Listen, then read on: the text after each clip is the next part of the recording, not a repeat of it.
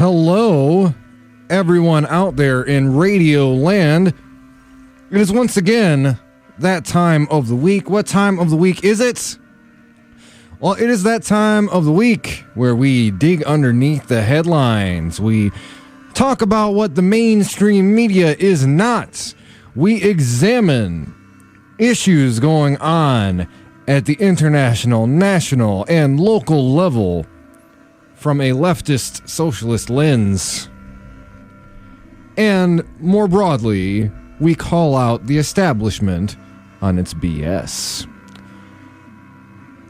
Y'all are listening to the Hoodrat Strategist radio program only on 89.1 WIDR Kalamazoo.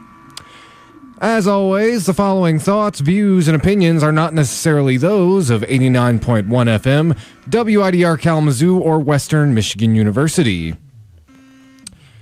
Want to thank...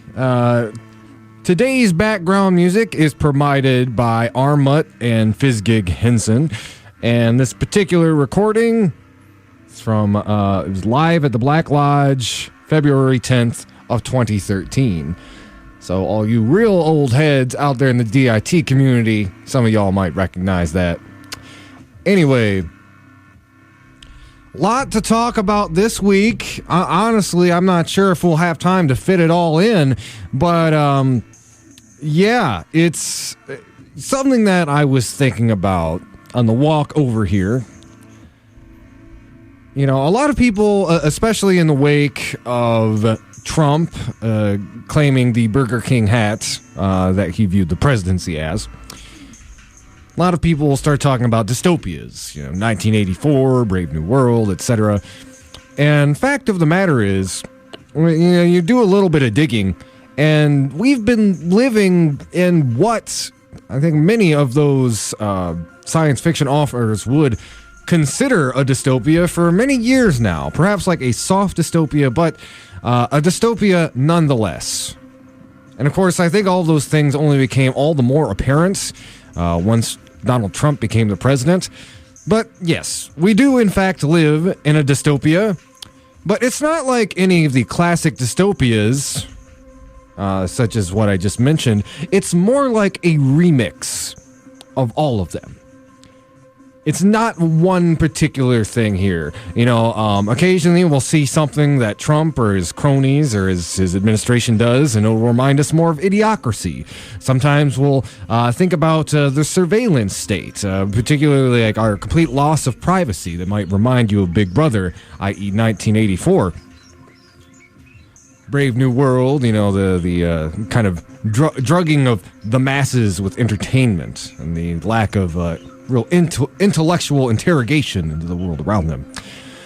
This past week has basically, if we're thinking of this as a remix, you know, modern America as, you know, dystopian remix 2.0 or whatever, the needle has dropped very hard right on the cipher of A Handmaiden's Tale. This has been a really, really god-awful week for women's basic bodily autonomy. We will be talking about this in depth later on in the program. I encourage you all to stay tuned for that. We're going to have some guests on to really talk about it. Not only, like, you know, the reasons why, the kind of backward right-wing strategy behind it, and kind of how it speaks to not only issues of women's rights, but also white supremacy, capitalism. So let's start with something a little bit more in our backyard today. And I don't want to spend a whole lot of time on this, chiefly because I talked to some of the people involved in this, and it wasn't something that they necessarily wanted blasted out by local organizers. But it is public information, at least. It's something that's been talked about in public, and I wanted to clarify for a lot of people in the community, if you're not aware of what's going on, I at least wanted to let you know. So, Satellite Records shuttered itself about a week ago, a little over a week ago at this point. And, ostensibly, I will direct you, if you're not in the social circles, Sean Hartman very eloquently explained why this decision was being made. And there was also something posted outside of Satellite Records. If you haven't seen it, I'm gonna give it to you. So the idea behind this is that there was something posted up after the collective walkout last week. And it was basically people add new applications for people who want to be in this business. Basically, here's what this kind of protest or more pointed sign had to say. Applications now being accepted for scabs, closed due to absent Grand Rapids-based owner, refusal of fair or living wages, refusal of fair compensation for work being performed, and biased and unfounded firings. The amount of money leaving our community via sales is tremendous in comparison to what is being returned to the community members who operated and grew this outstanding business. Again, we don't really know who posted that up. But I wanted to use this to kind of dig into some deeper issues. First of all, it is very sad, particularly for a lot of my listeners who live in the Vine neighborhood. Satellite was very much a community institution. This was a place you could go hang out, talk to your friends, talk to the lovely staff who were, very much part of the neighborhood and the community. A place where they would host shows, and very importantly, all ages shows. 'Cause, that is a difficult, thing here in Kalamazoo. There's, we don't have too many consistent all ages spaces that people, particularly younger people in middle school and high school, can attend without, there being alcohol served. And also, they would book the kind of music you wouldn't typically hear, even in a lot of the basements in the Vine neighborhood. A lot of avant-garde, experimental jazz type music. And yes, so it is a huge loss for the neighborhood to see this happen. I do want to clarify, some people have misconstrued it as a strike. I even kind of misworded it to someone last week. Want to make sure it's not a strike. It is a walkout. The staff, the previous staff, collectively walked out and decided no longer have anything to do with the business. Now, for a lot of us, including myself, there's some initial confusion. I didn't even know Satellite was owned by somebody in Grand Rapids. This brings up a really important point, something that's near and dear to my heart, and it is two things: the democratization of small businesses and local ownership. Now, here's some questions we could ask. How could this situation have been avoided? How could we, one, keep that money in the community? And by the way, that's no small feat. You really have to commend the walking out staff, previous staff, Satellite Records, for turning over a really substantial profit, and that's not something you can say about a lot of modern record stores. It's not an easy business to make money at, and they were able to do so and do so in a very sustainable way. However, as we recently found out, apparently there is an owner at play here that lives out of town, out of the community, has really no stake in the way Satellite was giving us community programming, giving us a quote unquote place to go. They are separated from that. Only by about 50 miles or so on the highway, but separated ideologically. They don't. This owner doesn't hang out at that corner every day like some of us may. They don't, walk past Satellite every time, they're maybe going to go get a coffee at Fourth Coast, go buy a couple of records, and again, not invested in the kind of shows, and again, important, crucial, all-ages spaces that satellite was providing to the community. I think what this really highlights for me in particular is the necessity for a lot of these businesses that serve kind of this very important community function, something that unites the community, to be community owned.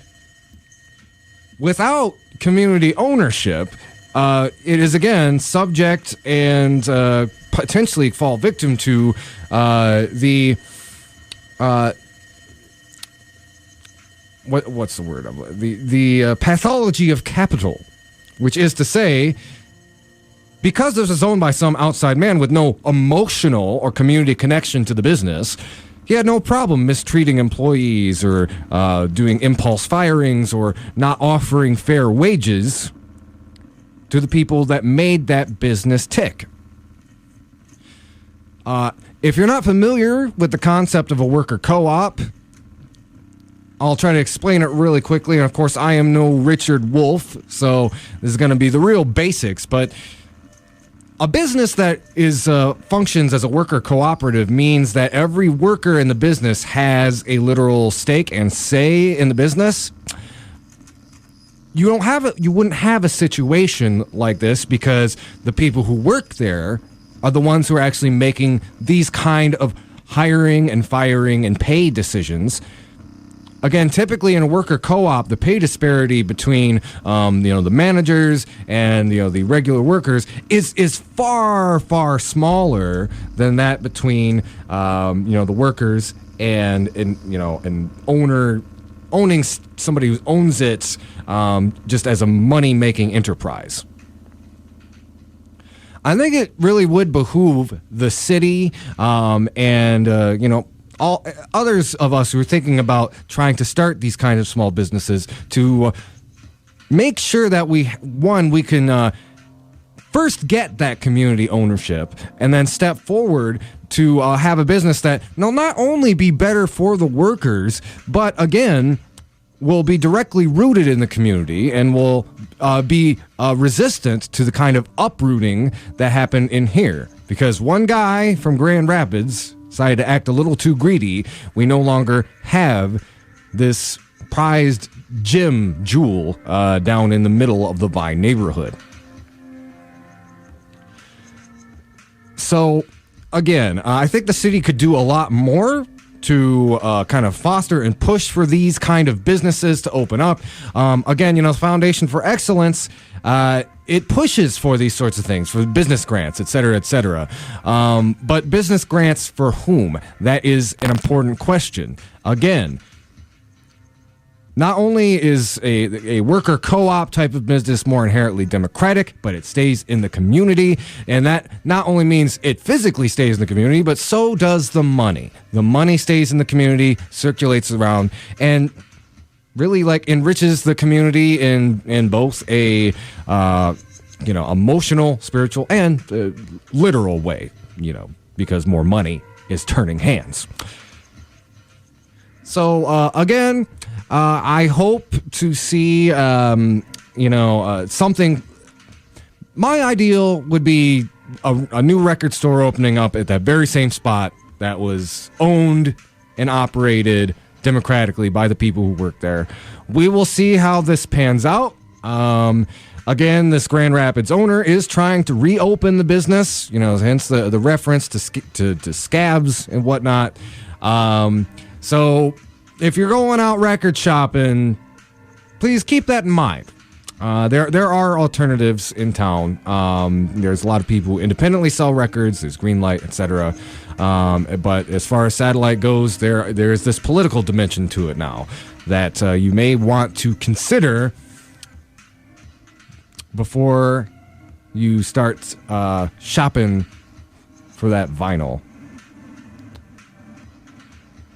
So with that, let's take a little bit of a detour here towards a international issue, and then we will probably ping pong back to something at the local level.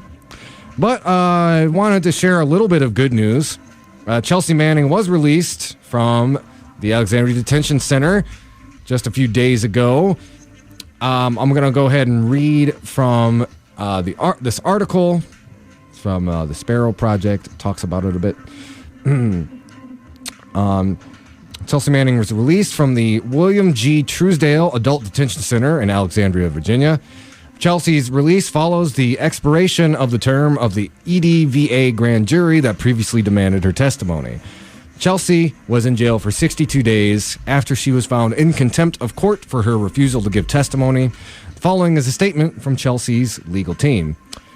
Today marks the expiration of the term of the grand jury, and so after 62 days of confinement, Chelsea was released from the detention center. Unfortunately, even prior to her release, Chelsea was served with another subpoena. This means she is expected to appear before a different grand jury on Thursday, May 16th, just 1 week from her release today. It is therefore conceivable that she will once again be held in contempt of court and be returned to the custody of the detention center, possibly as soon as next Thursday, May 16th, which is tomorrow. Chelsea will continue to refuse to answer questions and will use every available legal defense to prove to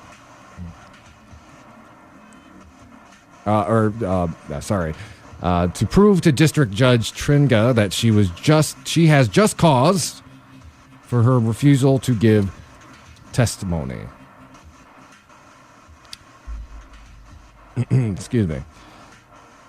So, again, if you don't know who Chelsea Manning is, let me, again, talk about, real quick. Chelsea Manning was the person who exposed U.S. war crimes in Afghanistan and, some of the WikiLeaks that occurred back around that time, particularly exposing a situation where soldiers were firing from their helicopters onto unarmed journalists and medical personnel.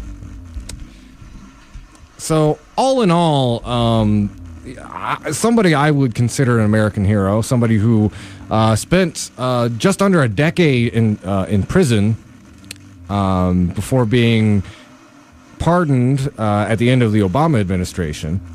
And again, they are trying to get her to testify again related to that particular WikiLeak.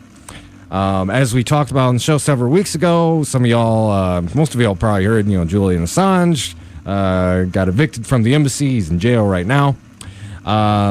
Again, this is a really principled decision on her part to not resist a precedent that could be very detrimental for the future of American journalism. Again, this not to spend too much time on Assange, but please look past who he is personally and all the controversies surrounding him and understand what they are basically trying to get Julian Assange on is more or less protecting his source. As somebody said shortly after he was arrested, please keep in mind the U.S. government isn't trying to prosecute him for, the sexual assaults or any of the other things he's done. They're literally trying to prosecute him for the best thing he's ever done. And I think that is important to bring up, particularly in light. I know there's a news story that dropped the other day that Sweden would be looking to extradite Julian Assange for the case that was going on there. And I think it is important to understand and, really bring home to everybody, whatever the facts may be in that case, this is a completely separate issue. Wanting Julian Assange to get his comeuppance, somehow de facto through the American extradition is very short-sighted and really self-serving. It won't be Julian Assange who is quote-unquote punished for his crimes. It will be American journalism essentially muzzled from publishing crucial leaks that shows the public just what our military-industrial complex is up to. And wanted to read a little bit from... hold on here. Okay. So, yeah, that is kind of the latest on what's going on. Chelsea Manning. Again, she's going back to court tomorrow, and it's quite likely that the exact same thing could happen. If she refuses to testify, which she has indicated that she will, they will and likely will try to put her back in jail for contempt all over again. Again, this is a travesty. This is really a disgusting bit of overreach, in my opinion, from the American empire. Again, punishing this woman again and again and again for doing the right thing. So, and she is continuing to do the right thing by abstaining from testimony, from claiming her constitutionally granted Fifth Amendment rights. So we will continue to follow that story, of course, as it progresses. And personally hope that she doesn't get thrown back in the pokey tomorrow. Anybody out there on the East Coast, in her circles, Godspeed, give her your love and your well wishes. And please remember too, if she does end up back in jail, there are always many letter writing campaigns, and it does help. It does.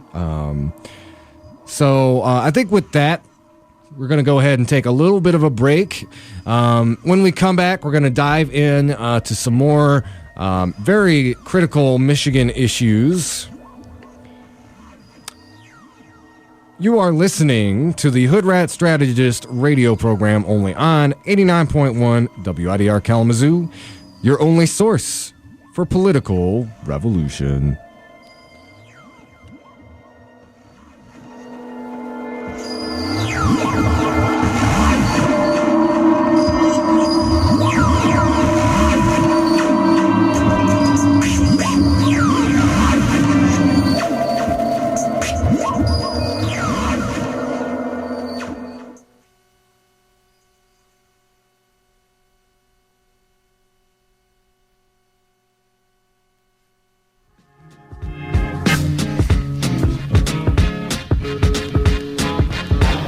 Everybody, it's RJD2, and you're listening to 89.1 WIDR FM, Kalamazoo, Michigan.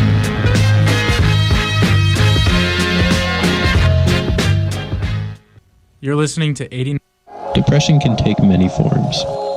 It can feel like static in your brain, or as if everything around you has lost meaning. It can debilitate even the strongest of people.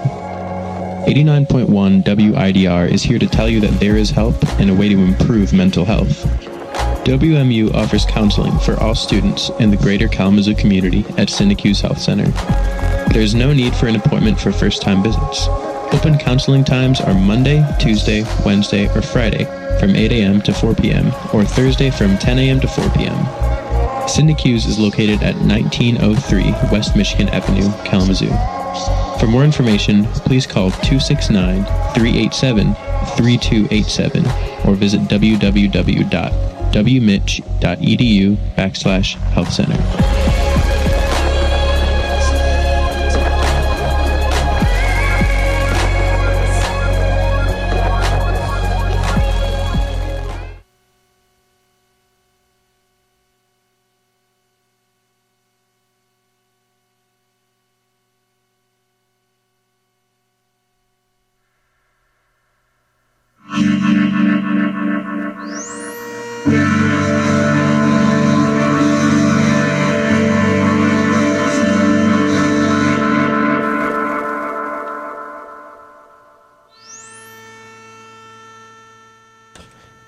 Hello, welcome back. We're going to take a real quick musical interlude so that I can go use the Little Radicals room.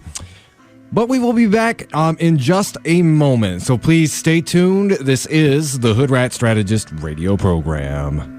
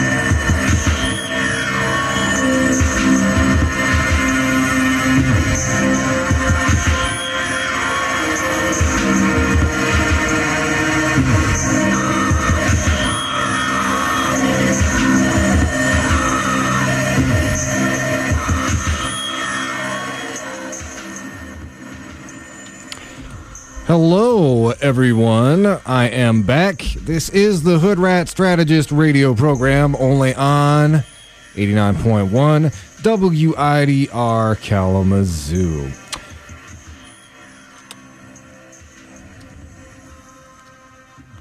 So, next thing I want to talk about, a disturbing story out of Berrien County. And we'll warn y'all, this involves some white-hooded crack-a-lackas, which is no good.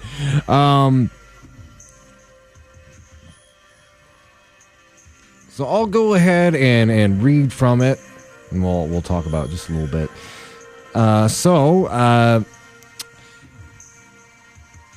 And I might play a little bit of this video clip as well from a local news station, but this is out of NBC 16 WNDU, which covers South Bend and kind of the southwestmost corner of Michigan.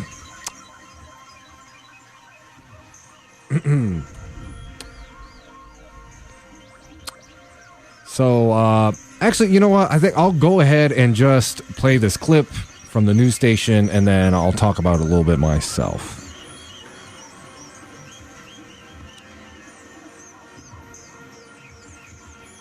New developments now on a story we first told you about in March as the KKK was trying to recruit people, leaving business cards at a gas station and packets at homes in western St. Joe County. Maria Catanzarite joins us live from Niles, where homeowners are dealing with the same thing. Maria? Yeah, pretty much the same thing here on Orange Road, Terry. The KKK group allegedly leaving these plastic bags full of recruitment materials in a rock, presumably to weigh everything down. And one woman who has one of these bags on her lawn says she's furious and she does not want this group to come back. The norm for Orange Road is peace and quiet and maybe a tractor tending the vast farmland. But recently neighbors are finding something a little bit out of the ordinary in their lawns and their driveways. These plastic packets weighed down by a rock. And when they open the little bags, the plastic bags, what they're finding are KKK recruitment letters. You gotta be kidding me. Because we don't have this just out and about. Shauna Freeling in this neighborhood. And then there's an application. Her daughter, Michelle Pierce. I cannot believe this. The papers inside come from the Church of the National Knights of the Ku Klux Klan Incorporated. The Southern Poverty Law Center calls this a hate group based in South Bend, Indiana. If you need an organ, it's just, you don't know where it comes from. You don't know what race that person is. What if you need blood? You don't know what race that person is. You just know it matches yours. It doesn't matter. We were all created in God's image. One of the papers says, we are actually Christian people. If you're Christians, then it wouldn't matter what race anyone is. With that kind of belief, we're back in the Stone Ages. So I don't even want to go forward, not backwards, so they can stay away from my house. I also reached out to the email address associated with this certain cake. So again, that was the news reports. Again, that was from WNDU 16, NBC affiliate. And yeah, it basically covered it, but that's it's very disturbing, and it's important to understand too that a lot of the battlegrounds that we talk about in these so-called culture wars, or really what I more appropriately like to think of as kind of to combat this sort of white supremacist brainwashing that happens to a lot of so-called white people. I tell my listeners is always, the good practice on this, praxis, is, and this might not be all y'all's experience, but I know it's a significant number of you. A lot of y'all who listen to my show are implants or exports or imports or refugees or whatnot from a lot of these rural areas that groups like the KKK, like the Threepers, the Proud Boys. Well, I guess the Proud Boys have a little bit more of a cosmopolitan air about them, but these are the areas where they try to recruit. And they particularly target, good for the women that they interviewed on the show. That really does reflect, in my mind, the majority opinion of a lot of those people who live in those areas. But the KKK is trying to share this stuff in hopes that, again, there are a lot of disaffected so-called white youth out there that deal with depression, that deal with the overt predatory nature of capitalism. Of course, they get distractified. They get introduced to these sorts of scapegoats and alternate frames for how the system is crushing them. So while they might put forward a critique of certain aspects of capitalism, at the end of the day, there's always some grand cabal, traditionally made up of a lot of wealthy Jewish people who are somehow controlling the world. Again, as we say on the show a lot, the ruling class is the ruling class. You don't need conspiracy theories. And frankly, when it comes to capitalism, while white supremacy is very much part of that three-headed dragon,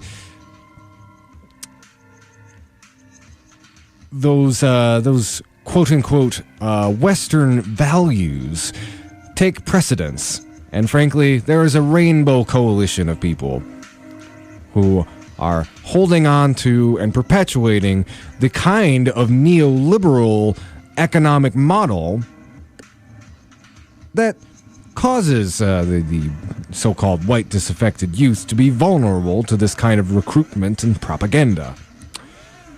How can you help? Well, not always can't you you can't always. What would be, would you go door to door out in Berrien County? Well, bad idea. You'd waste a lot of gas. It's a rural canvassing isn't super effective, and it takes a lot of resources.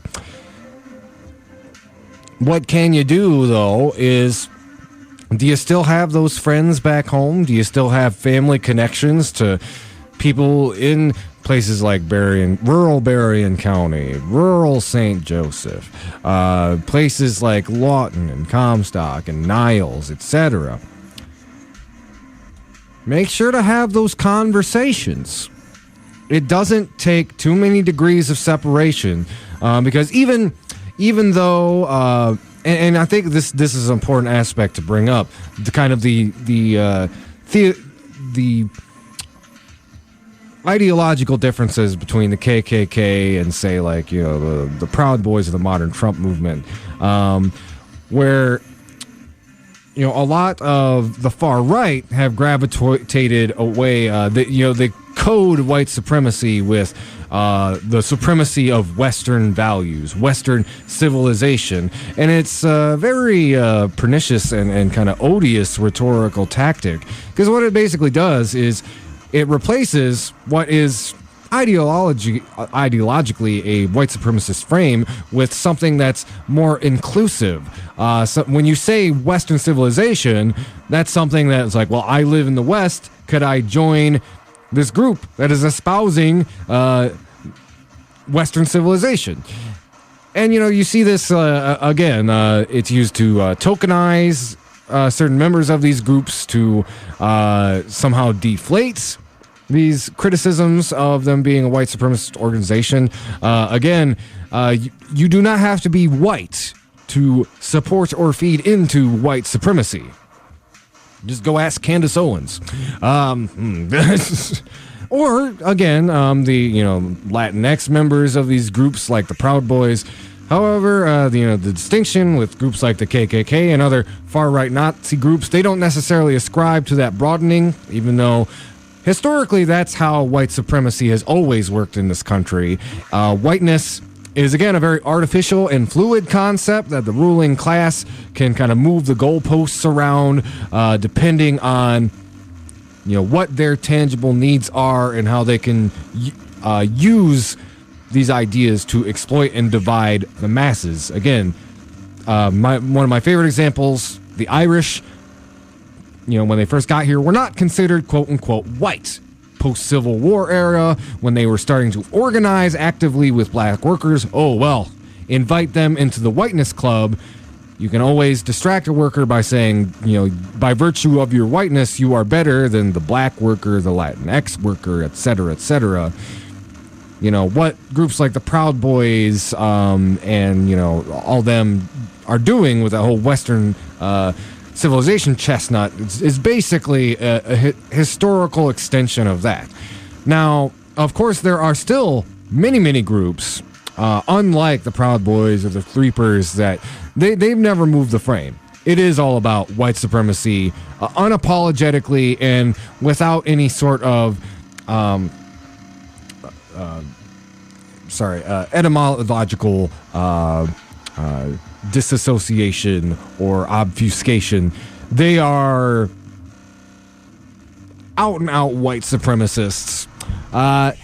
And again, this is in the backdrop of, they wouldn't be flyering or have the resources to do so or the desire to do so unless they thought they had an opportunity to actively recruit in these places. So again, what y'all need to do, check in on your fam, check in on your friends, check in on, people maybe you haven't even talked to in a long time. And particularly if you have young, so-called white men in your life, talk to them.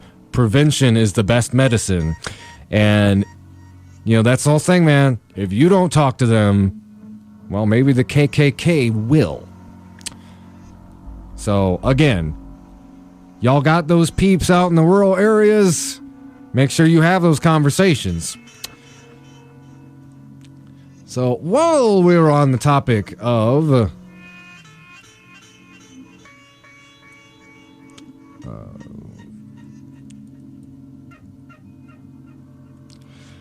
excuse me. While we are on the topic of rural Michigan, I wanted to talk about this article from MLive that kind of deep dives into the ramifications of the most recent kind of tariffs, and that are the result of Trump's very much manufactured trade war with China.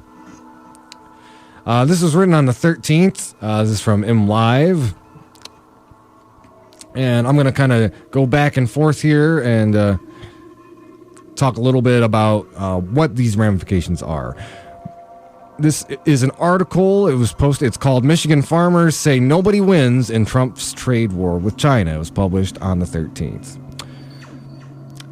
Written by Malachi Barrett. Representatives of several Michigan agribusiness organizations said retaliation foreign tariffs, especially new duties imposed by China, stall Michigan business growth, while ongoing negotiations create a frustrating fog of uncertainty for farmers.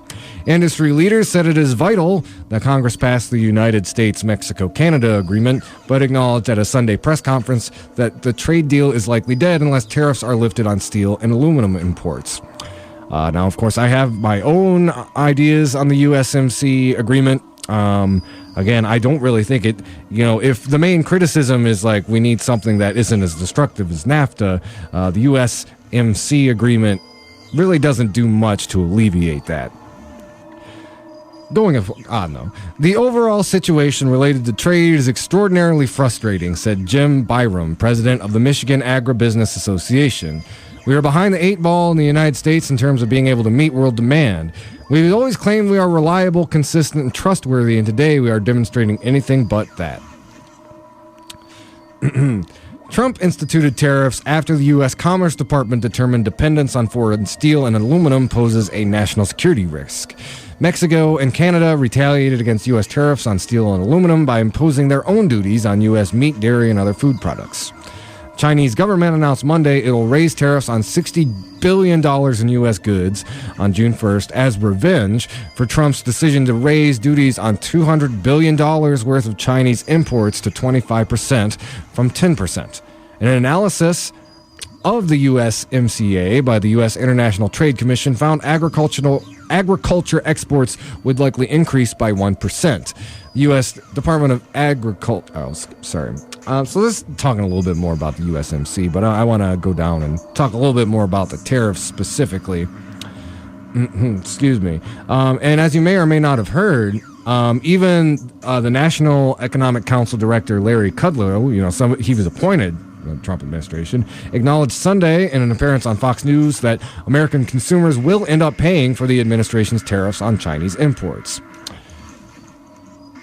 Ken Nobis, senior policy advisor with the Michigan Milk Producers Association, told reporters the Chinese tariffs spell bad news for Americans. It's a tax on U.S. citizens. It's a tax on doing business here. It's a tax on purchasing products in this country, he said.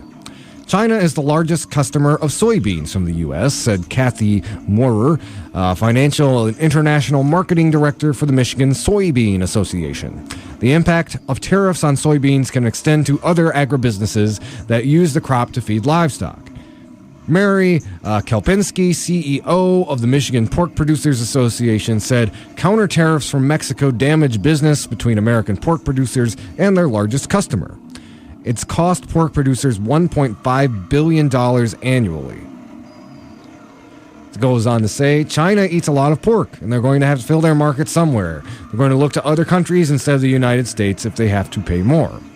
Robert Greers, merchandising manager at Michigan Agricultural Commodities, said the U.S. has fallen behind to competing countries to secure trade agreements that preserve international markets.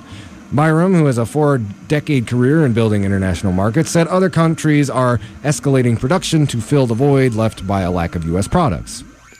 I am very concerned that the very fabric of American agriculture has been damaged, Byram said. Some of those folks have bought from us in the past may not be coming back.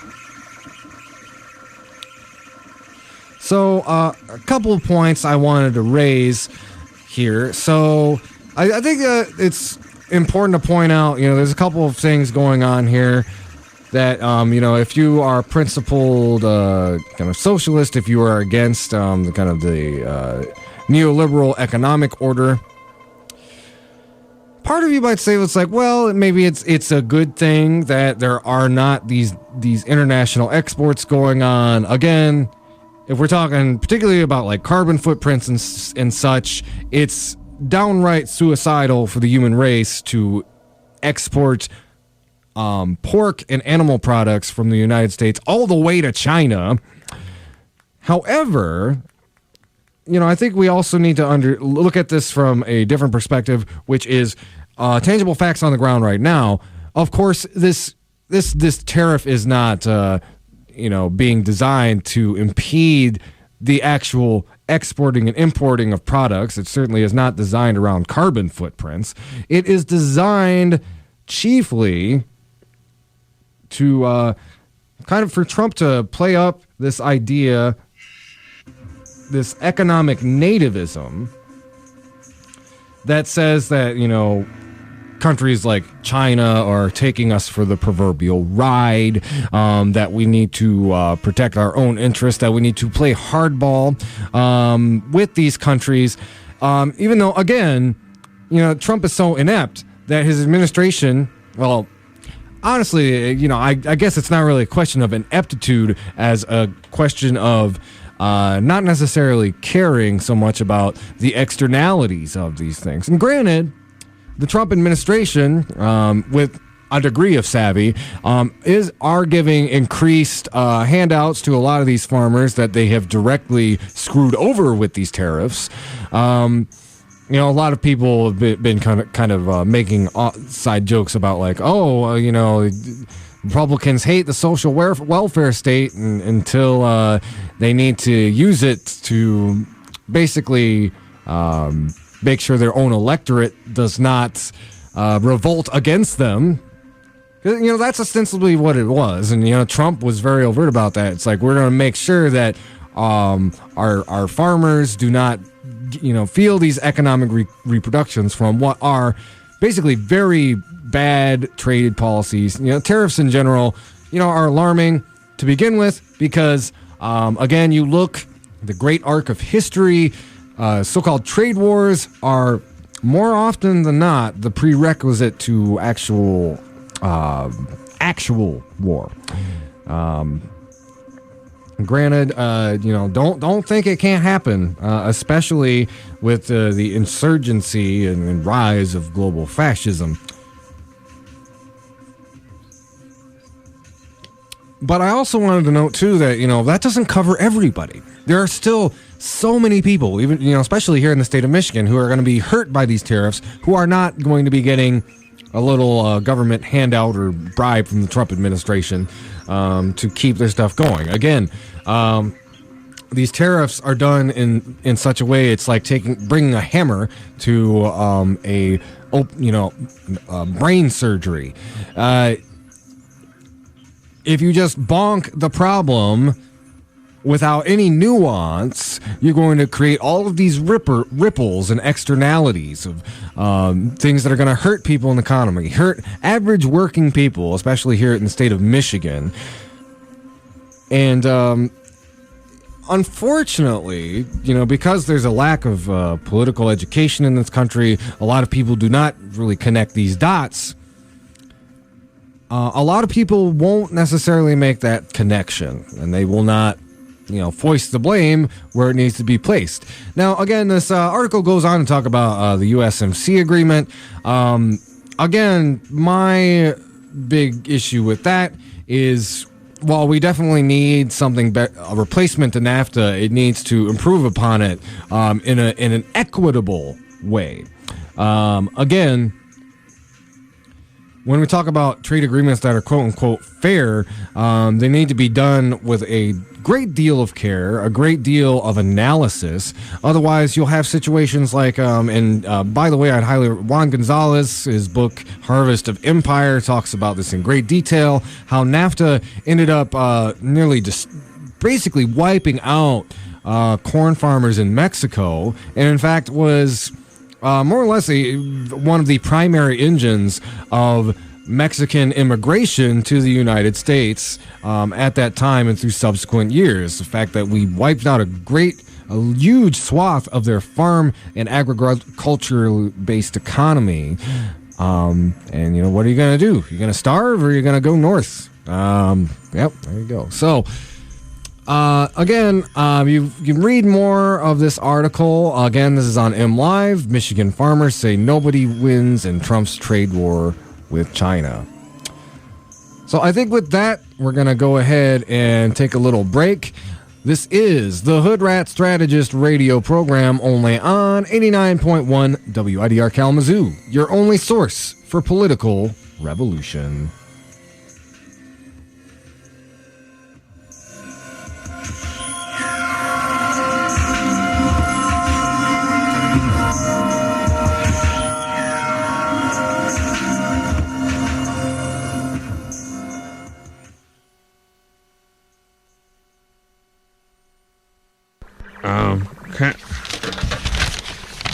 Campus Outreach is looking for...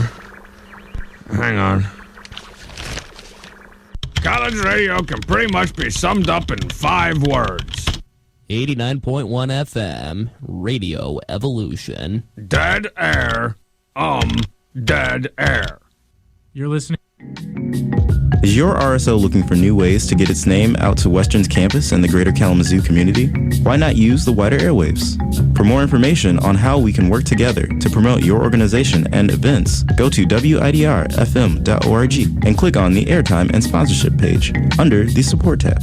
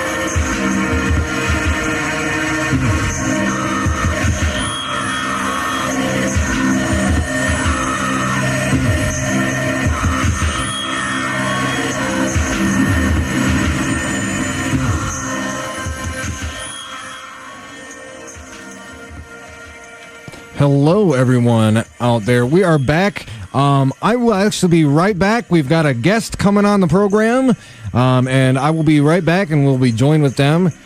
Keep your dial locked. We got more of the Hoodrat Strategist radio program on the way.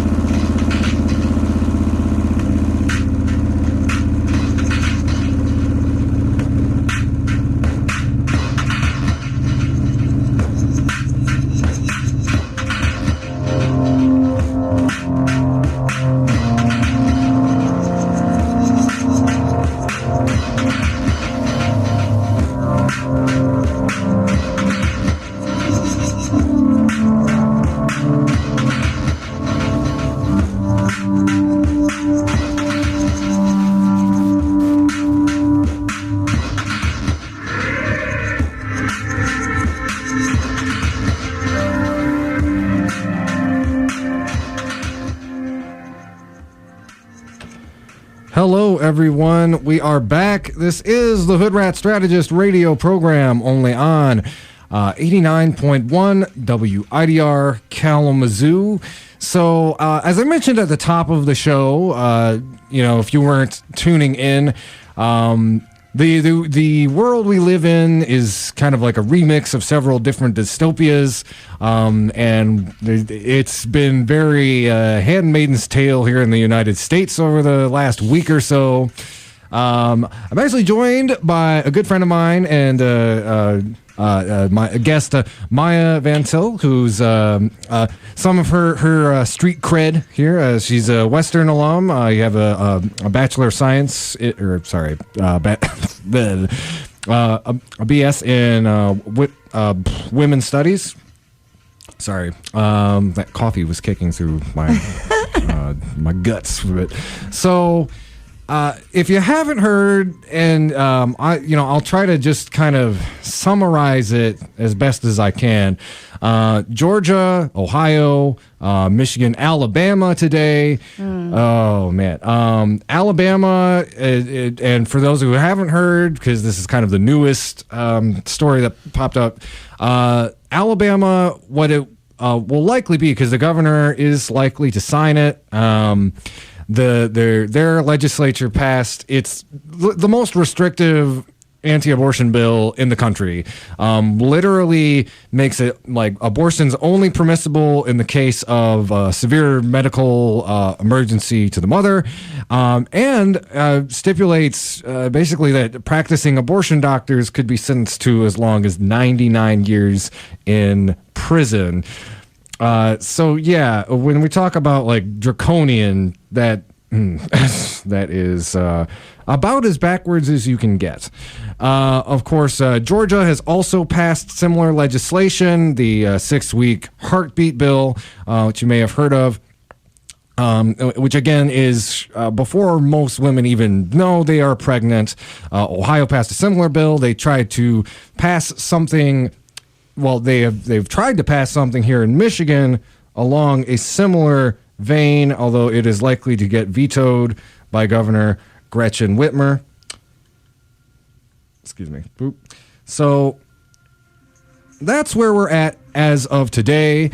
So, Myah, I invited you on here mostly because I didn't just want it to be a show with like me and potentially Lawrence like, bro, this is so weak, bro. They're going after women's bodily autonomy. It's bogus.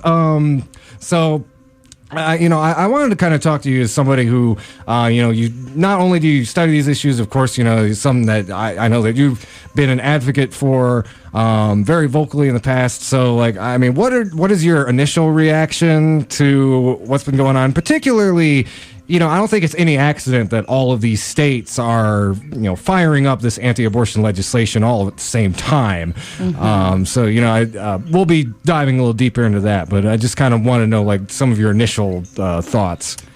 Okay, well, initial thoughts. It was pretty jarring. By the way, just don't curse on air, because this is FCC and all that. No. Yeah, thank you for warning me, because I am very enraged by everything that's been going on.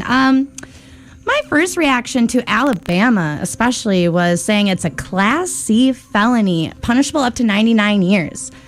Do you know what a Class C felony is? It is basically saying sexual assault, rape, those kind of crimes. So these doctors are being held accountable to rapists, to abusive men in power who normally, under a Class C felony, actually don't go to prison. And it seems like these doctors would be first in line to actually be in prison when there are awful, violent men that will be getting away with this stuff. It's pretty terrifying. As somebody who has supported women's rights, and as I say women's rights, I need to include the LGBT population who's also had abortions and birth control as well, it feels like a big slap in the face. It feels incredibly as if I'm losing my rights second by second.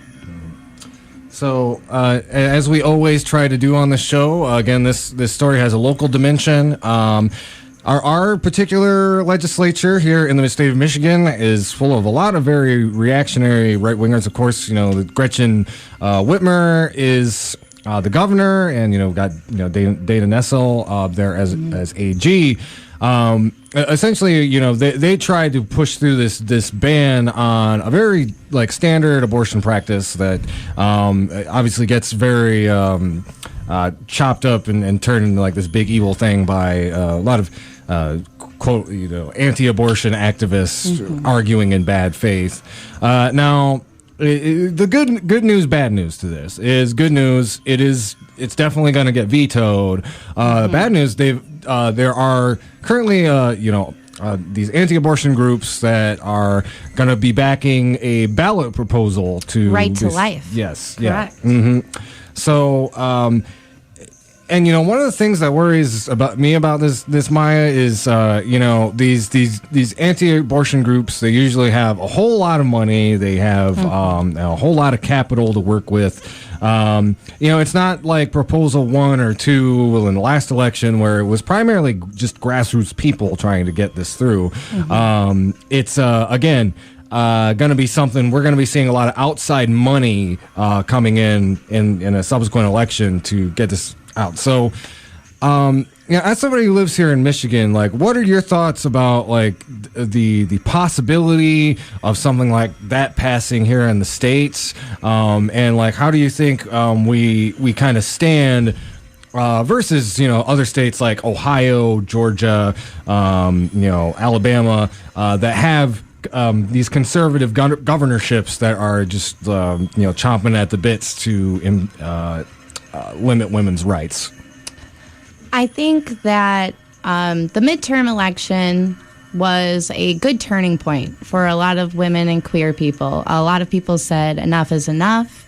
We are a Midwestern state, but we have realized that people of color, women and LGBT population are important to have. And I honestly think that is a good point of where leftists and liberals were coming from, was starting to vote and starting to look into possible options that include these people instead of excluding, which us as a Midwest area have done for so long.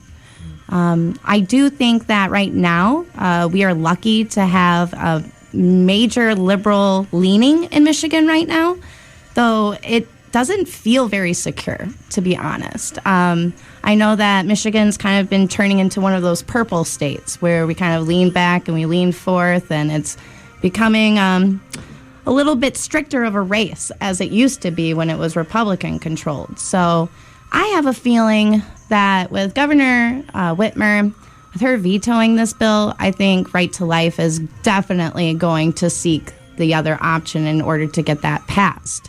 However, I do think if we have enough grassroots organization to come talk to these people, there's a Kalamazoo City Commissioner right now who supports pro-life people and gives money to pro-life people. If we start writing these people and start letting them know that this is not okay, and showing up to city commission meetings, showing up to Michigan legislature and saying, this is not okay, I think we can have some good standing. However, in the next election, it's not very promised right now whether or not we will have more of a liberal and leftist leaning. So for myself, personally, it doesn't feel very promising. And I can only guess that other women and queer people out there don't feel very secure in this decision either.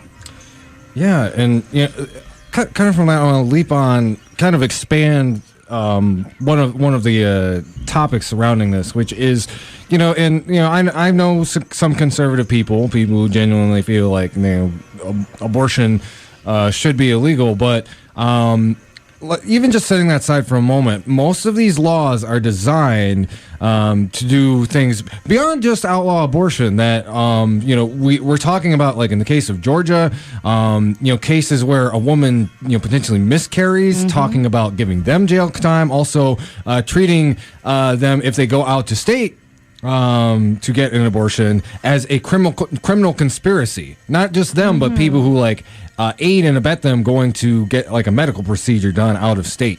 So I wanted to see, like, maybe you'd want to talk a little bit about how these laws are designed to, control women, to rob them of their autonomy, and just explaining the fact that, like, again, there are ulterior motives to this legislation beyond simply outlawing abortion. Correct. Well, women haven't had the right to vote until nearly 100 years ago. And we are actively telling women in society to vote based on personal interest. I feel like men as voters are often encouraged to look more into policies, to look more into changes they can see in their direct life. And women are often told to vote with their feelings.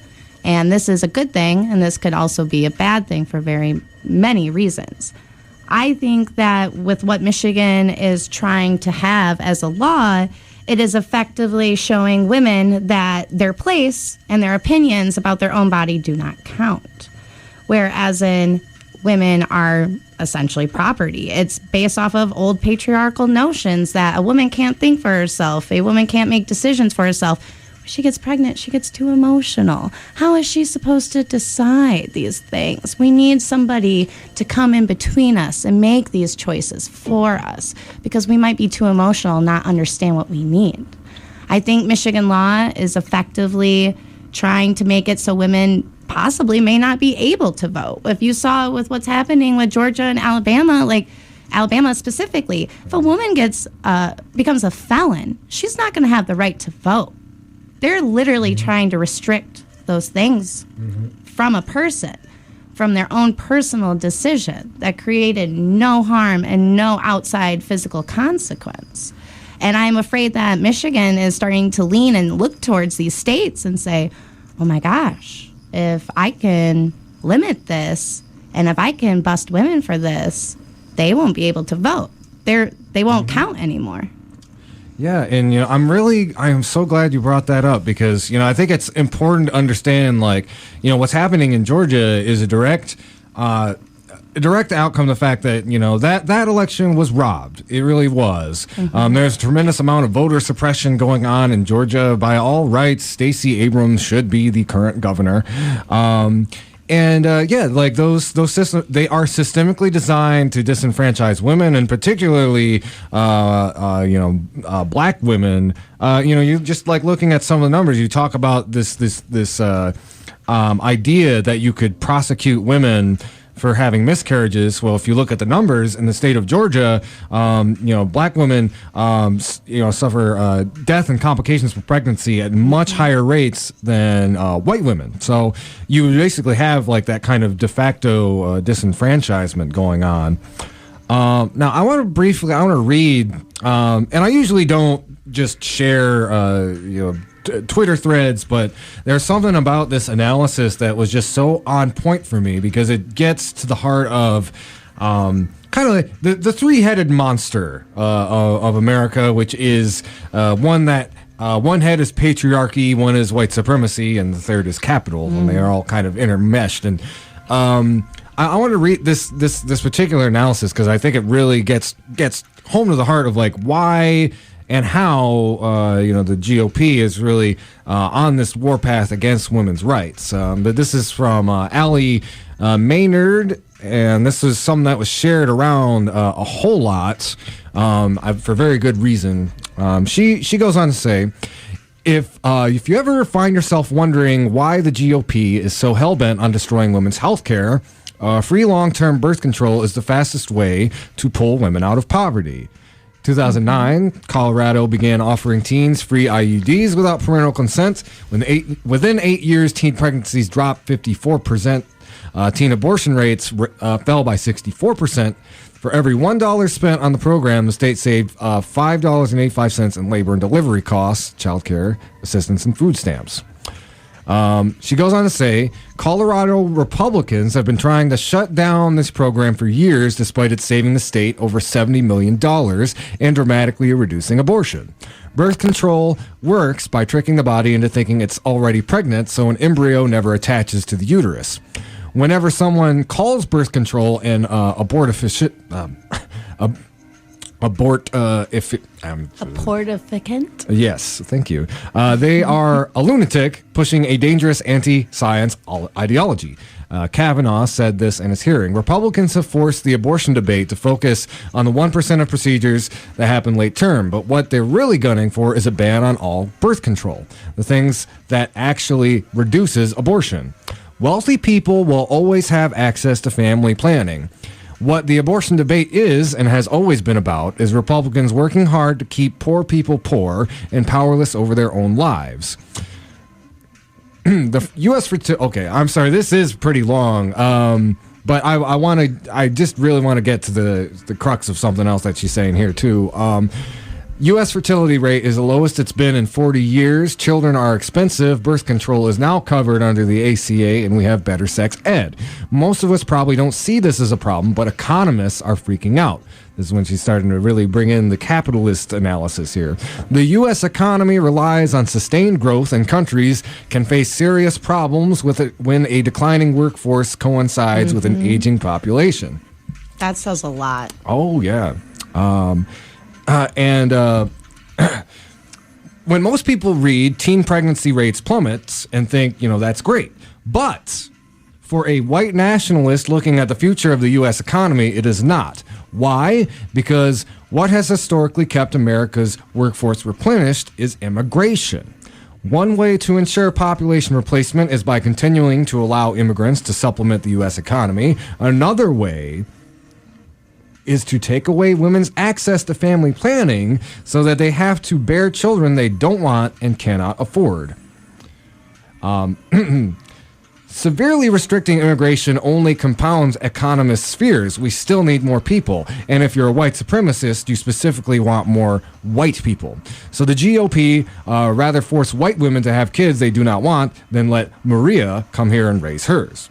Republicans are not trying to end abortion for the sake of fetuses. They are gunning for all birth control because it is literally the only way to achieve a white nationalist agenda without simultaneously tanking the economy. All right, that's it. Sorry, that was kind of a mouthful, but yeah, I think it really gets to the heart of how all of these issues are so intertwined. I don't know if you had any kind of thoughts while we were going through that. In particular, I know that you've kind of looked at these issues yourself a lot, how patriarchy informs white supremacy, informs our capitalist order.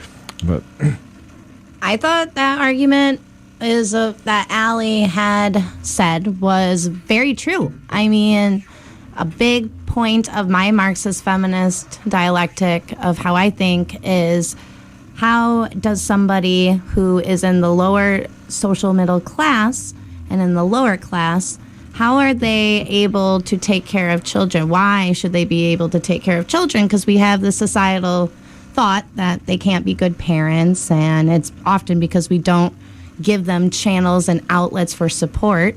However, as I was saying, I think that a big main thing to control women is to have them raise the next working class of people. I think that our society doesn't value child life. We have so many systems in the government that are supposed to protect children and protect families and single mothers and single parents, and honestly, it's a big failure on us.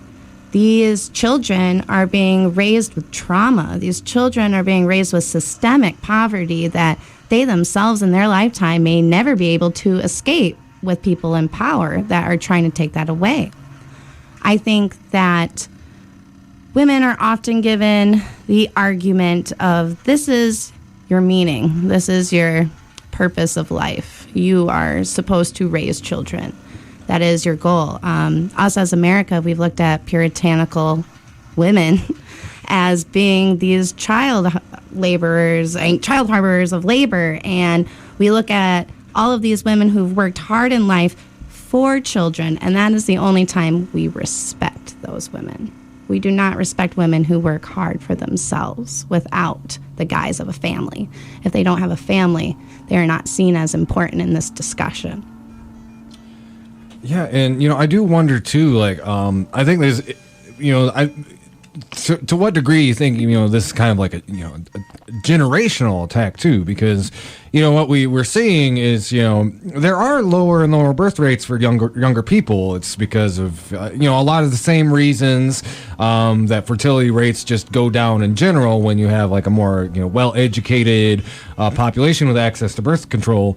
Those go down, but again, a lot of millennials are, women are not having children. A lot of millennials are even like kind of deconstructing these sacred cows in our culture about, gender identity and the nuclear family. Do you think, like, how much do you think it kind of plays into this very this resistance to change, and is kind of trying to stick a finger in the eye of kind of the the next generation? Well, I think this generation, a lot of millennials and Generation Z right now is noticing that things aren't getting fixed. Things aren't being taken care of. Our government is too big yet too small to actually create any beneficial change. And that's why a lot of people in this generation are deciding not to have children. I mean, look around you and everything else. Look at how our politicians are behaving. There are children dying out in the streets due to common illnesses that could be medically taken care of. We have student debt climbing up and up and up, where people are afraid to start families and do that. And I hate to change subjects here, but when you were talking about white supremacy as well, and how that these laws affect white supremacy, I agree with you completely on that. I think that a lot of white toxic masculinity proves that you need to have the fruits of your labor be shown in order for you to be a man. So these things, like starting a family, are really important to white supremacists, because if we start a family and have these white supremacists start their values with their family, it normalizes a new generation. It also shows that the working class is going to rebel and stay white, which is a huge bad concern within our whole United States history. And they're pinning poor white people against poor people and others in society who are not white. We have these white supremacists who are talking about the sacredness of life. These white supremacist groups go into pro-life movements way quicker than imagined. Right to Life has actually had a few members that have been part of groups such as Hell's Angels, such as, it's escaping my head right now. Proud but Boys? These pro-life groups are hand in hand with making these white supremacists feel insecure and that they're going to be overpopulated. We have this discussion as well about multiracial families and biracial children. Like, we have to promote the sanctity of whiteness, and this abortion law affects white people a lot more than a lot of people of color in some ways, because if we look statistically, most people who get abortions, over 60% identify as white women. Most of them are married. Most of them already have a child. These conversations about women using using abortion as birth control, about how we're like pinning all of these things on women to be important, they're thriving off of that. And they're doing a really good job of scaring these white people. And it's kind of intense, to be honest.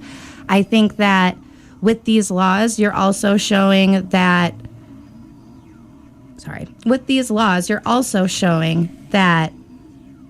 abortion doesn't affect men, and it really does. And it affects men of all ages, all age groups, all races, and whether they're cis or not. This stuff affects men. They say 1 in 4 men. So 1 in 4 men you have known in your own personal life have had a partner who's had an abortion. If we had these abortion laws happening like this, you're forcing men to work more. You're forcing men not to take paternity leaves. you're forcing men to keep women into these designated roles. That's just not fair. And I don't think a lot of men in these generations now don't want that to happen as well. Yeah, I agree, 100%. And, something else that really comes to mind for me, by the way, I'd recommend to my listeners, there's this great podcast out there called Capitalism Hits Home.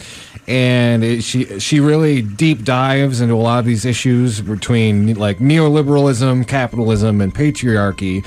A point that she brings home a lot on her podcast is kind of how neoliberalism created a lot of the sort of patriarchal anger and white patriarchal anger and angst that we're seeing today, because it used to be in living memory for a lot of these people who support these right-wing reactionaries that like men had the dominant place in the home. They could be the sole breadwinner and bring the money in, et cetera, et cetera.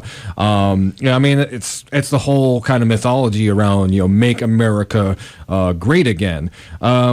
So, it's interesting to me how like a lot of it is a function of kind of the displacement of a lot of these like white workers. But again, it makes me wonder too, like, they're not really seeking an economic redress to their problems. They're kind of retreating into culture. And I was wondering, like, what are your thoughts on that? Like, how these issues are used to kind of distract people from the actual economic causes of their problems. Could you rephrase that question again? I'm sorry. All right. Sorry. Sometimes I get a little lost in the soup here. Basically, I'm saying like these kind of right-wing reactionary policies towards women, how they are used to distract a lot of these white working people from the actual like economic roots of their problems. Yeah.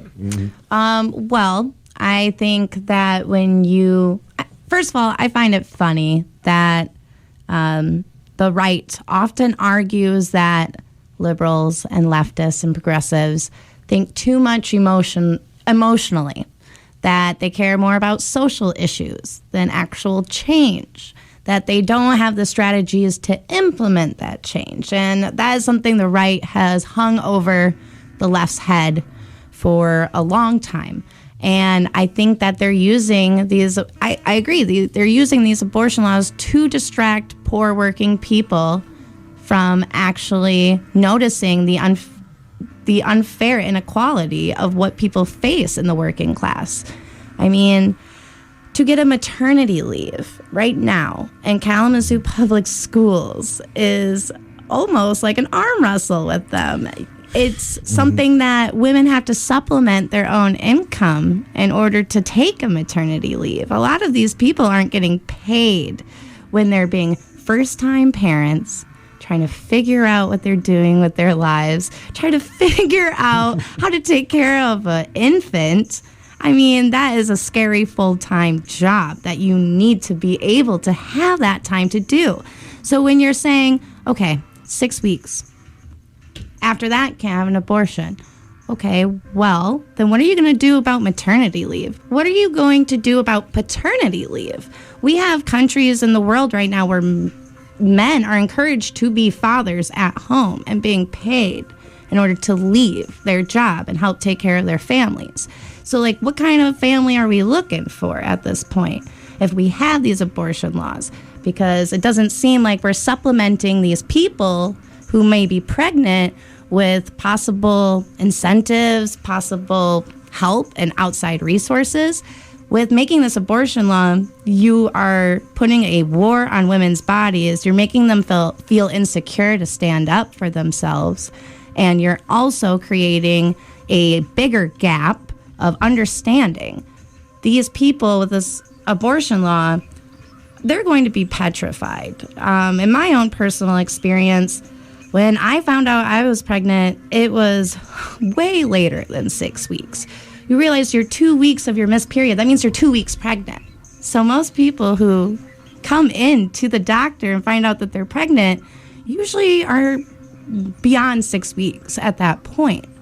I think that the government is distracting, like you said, with Alabama. I think they're distracting the fact that there is a huge income gap in the state. There is unfair tax practices happening right now.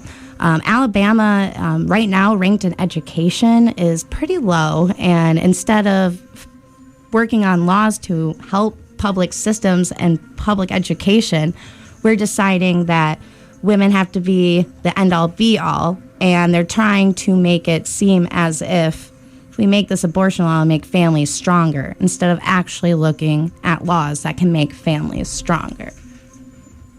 Yeah. I hear that. And, I think you bring up a really good point, too. And, this is something I always try to point out is that, the reason, if there's any reason you can point out that these anti-abortion people are engaging in bad faith, it's that there is never any kind of supplement that would actually create this kind of society they want, because you'd think like innately it's like, okay, well, you'd have to invest a lot more into healthcare, a lot more into child care, et cetera, et cetera. Of course, the conservative orthodoxy is that, all you need are these punitive laws. You don't need any kind of social welfare and investment. And again, I think as you've pointed out, it's a war on women. It's also a war on the poor, and it's about because I do want to point out too, when we talked earlier about the motivations behind it, it's not that there's all of these reactionary senators and congresspeople and funders are all in on this plan, we have to create more white people, but you get propagandized and everybody's kind of it's more like this plan is kind of dissipated with people who plug in at different levels. It's not that there's a secret cabal engaging in this. It's that the system has been basically set up for these kind of outcomes to occur. So with that, this has been a really distressing and depressing week. It's granted, it's been pretty awful, just the last 3 years in general, but this has been a particularly bad week. I'm going to ask you the $2 million question. Oh boy! Where do you get your sense of hope? I get this question a lot, and it's not easy to answer. But I think it's important for us to kind of walk through this as well, because otherwise you're just going to feel beat down all the time. But. Right. Are you asking what I keep in order for hope, or what I think for hope? I think or keep hope in myself. I guess, well, let's frame it in two ways. One, some what can we do to effectively, resist this reactionary backlash? And yes, second part of that question is what personally helps you kind of hold on to that little burning coal of hope? Well, if you don't mind me sharing something personal. By all means, yep.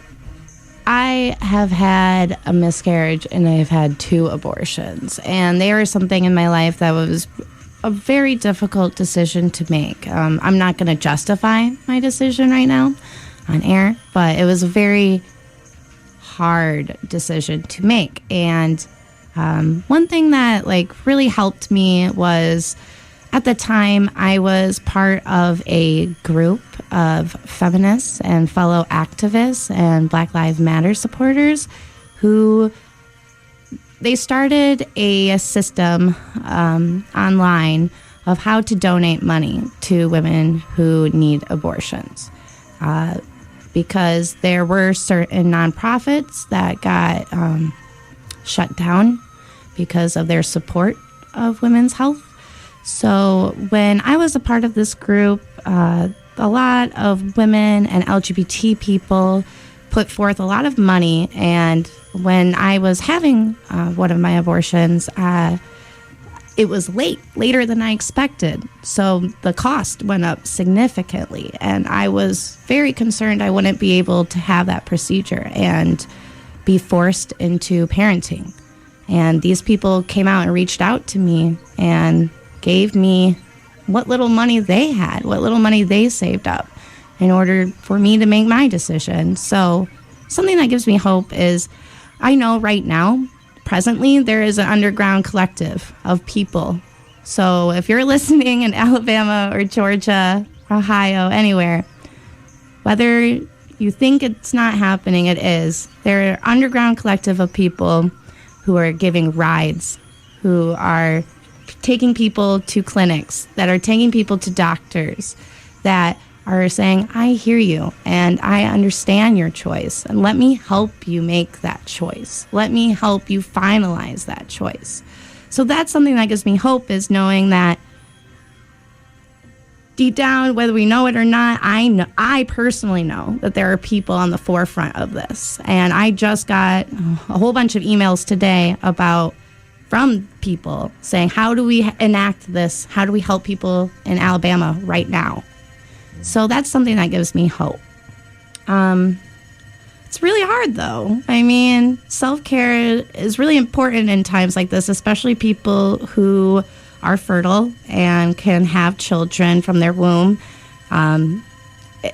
It almost feels dissociation. Almost feels like what's in your body isn't your body anymore when people make those choices. So it can be really hard. So I would say, talk to people with other perspectives. Talk to people who have had abortions. Talk to people who have had miscarriages. Really understand where they're coming from and their story. And if you feel the need to continue to support these people, go out to your city, go out to your state. Like, these are things that we can say. Like, Fred Upton's going to get a really angry phone call from me. Good. Very certainly. Very, very sure of that. And I think, unfortunately, the only way that we can increase hope is increase awareness. So I want people to go out there and talk to other people. And right now, if you do say something like, I had an abortion, it almost feels like a bullseye on you with what's going on right now with politics. And I want to embrace that, but also have people realize that the more of us speak up about this, that target's going to get a lot smaller. Very true, very true. And, I would encourage people to, again, sometimes I get heat for being a communist who poo-poos electoralism, but I do want to emphasize there are certain issues along these lines, especially this one, where this is really part and parcel of why it's important to engage in local or statewide electoral politics, because again, all of these things that are coming up, it doesn't really matter that necessarily Trump's in office. It could have been like any Republican, but this effort to overturn Roe v. Wade has been going on very strategically at the state level for a very long time since it passed. So we really need to pay attention to that, and of course, far more importantly, we need to change the culture, which means having those conversations, making sure that once all the dinosaurs die off, that kind of venomous, toxic misogyny does not once again take root. So I guess with that, I don't want to make sure you don't overrun the meter. Any other thoughts before kind of wrap up the discussion on this, Myah? Or I guess wrapped up thoughts are people will continue to use women's bodies in order to fight their own conversations. And it can be to a point where you feel objectified and othered. And I'm sorry, I guess I'm a little too liberal for this show maybe, but I support fellow women and queer people out there running for political office. I think that we need more women and more queer people in power in order to affect these changes. I mean, thank goodness we have Governor Whitmer, who said out loud and in public, I'm vetoing this. So if we keep supporting these people in positions of power who can be accountable and can listen to both sides, who can also argue both sides, I think, honestly, that's something that's going to create a lot of dramatic change for the better. Yep, and I definitely wouldn't necessarily disagree with that. Of course, I don't know. I think that would be a much larger topic. I wish Lawrence was here. He's the Democratic socialist in the room when we're talking about this stuff. But again, I definitely do agree with that. I think we need there's certain beachheads where we need to hold on to our material conditions. But I guess for now, thanks again for coming on the program, and solidarity forever, everybody, and especially I'm gonna tell y'all, all the men out there, we yell on the show about a lot of stuff. We yell about imperialism. We yell about the corporate control of our government. If you get mad about that stuff, you need to yell about this too. And get vasectomies. Yeah, that's some praxis right there. Goodness. There we go. Yeah. Okay, y'all are listening to the Hoodrat Strategist radio program only on 89.1 WIDR Kalamazoo. We're going to take a quick little break. When we come back, we got more political revolution on the way.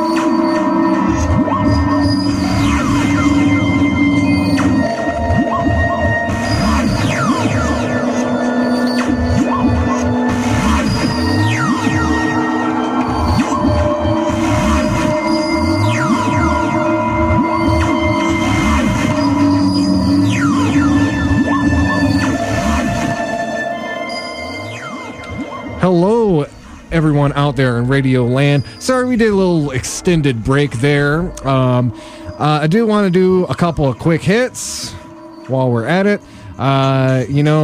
Again, Donald Trump went after Michigan's own Rashida Tlaib.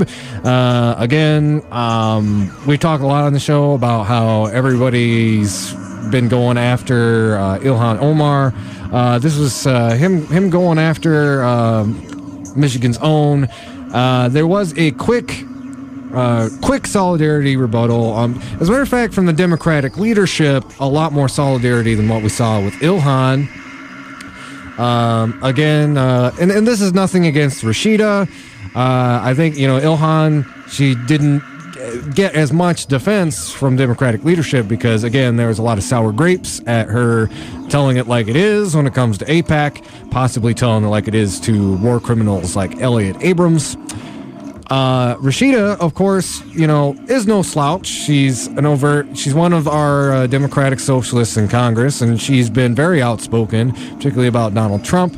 But, basically, if you're not sure what happened, they tried to misconstrue something that she said as anti-Semitic, twist her words around about the Holocaust. And,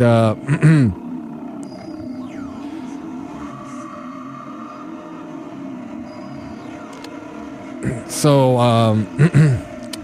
what she said, and this is what the right went all ape over.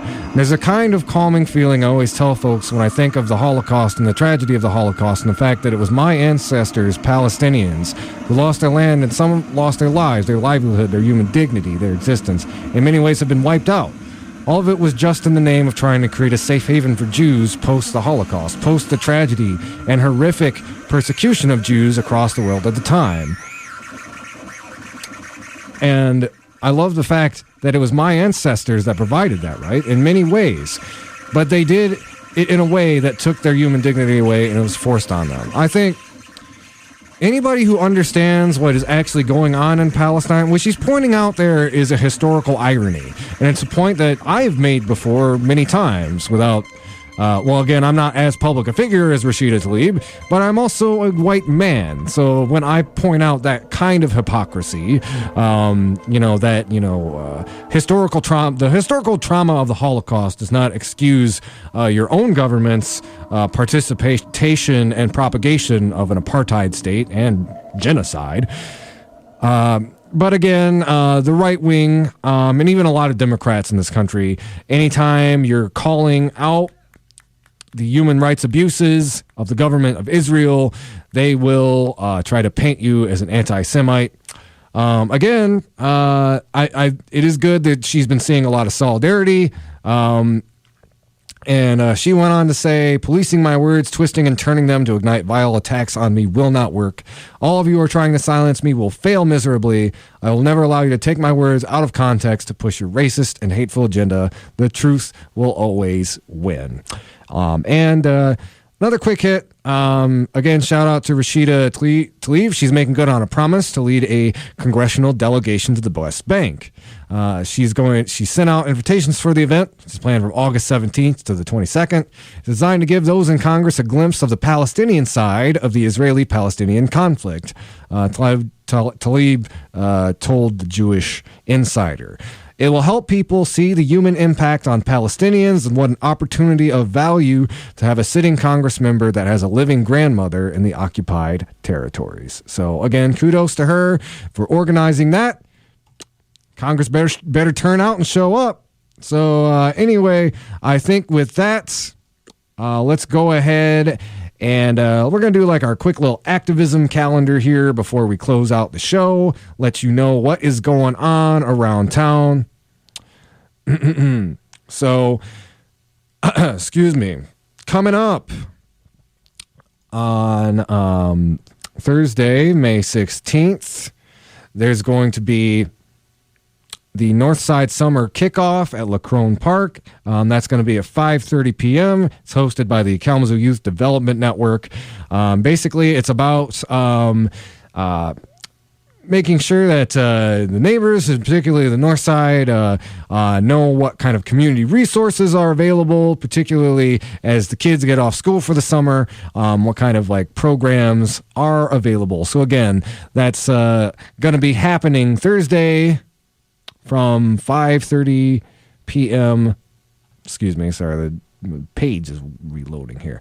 From 5:30 p.m. until 7 p.m. On Friday, there is going to be a demonstration for climate action over at Bronson Park. That's at 4:45 p.m. from 6:45 p.m., organized by our new and burgeoning chapter of Extinction Rebellion. Also going on, Spring into Action 2019.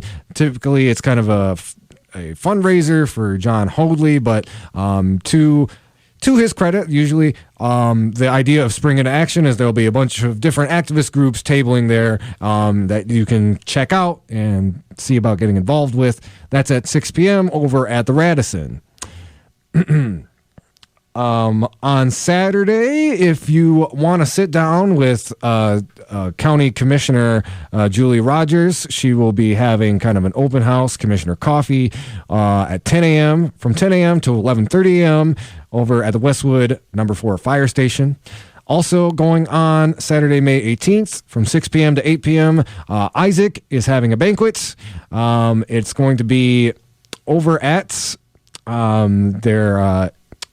over at the Bernard Center, and that's going to be from 5:30 p.m. to 6 p.m. Also going on later in this week, see here. Over at the Vine Neighborhood Association is going to be having its annual member meeting and election. That's Monday, May 20th, over at O'Duffy's Pub. That's going to be from 5:30 p.m. to 7:30 p.m. So with that, let's go ahead. We're going to close out the show. I want to thank y'all for listening. This has been the Hoodrat Strategist radio program, only on 89.1 WIDR Kalamazoo. Until next time, keep on fighting for that revolution solution.